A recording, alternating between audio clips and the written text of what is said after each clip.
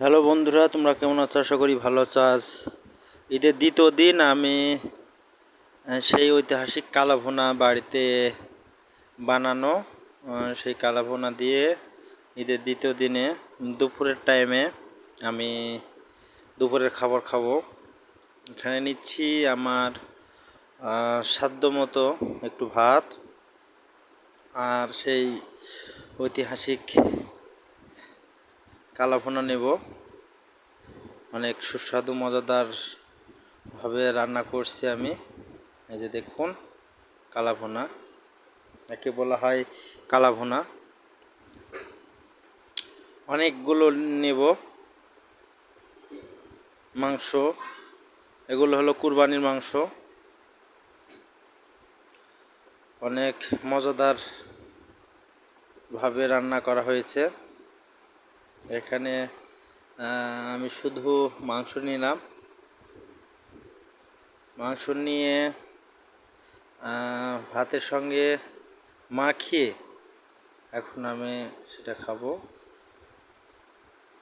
অনেক মজাদার এবং সুস্বাদু হয়েছে। এত সুন্দর খেতে কি বলবো।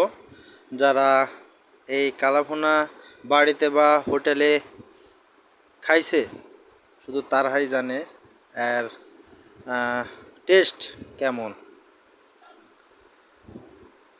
হোটেলে আমি খাইছি তো সেই রকম ভাবে রান্নার চেষ্টা করছি। আশা করি প্রায় সেম সেম হয়েছে। হোটেলে ওরা হলো পারমিলা রান্দা, ওদের মতো তো হবে না। যথেষ্ট পরিমাণে ভালো হয়েছে, অনেক সুস্বাদু মজাদার হয়েছে, খেতে খুব ভালো। তো আমার ভিডিও আপনারা দেখবেন। যদি কারো ইচ্ছা হয় তাহলে কমেন্ট বক্সে কমেন্ট করে জানিয়ে দিবেন।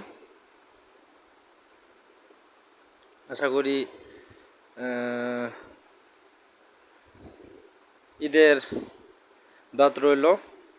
যদি আমার ভিডিও দেখে কারো খাওয়ার ইচ্ছা হয় তবে কমেন্ট বক্সে জানিয়ে দিবেন। তাদের আবদার আমি পূরণ করার চেষ্টা করব। সবাই ভিডিও দেখবেন। সবাইকে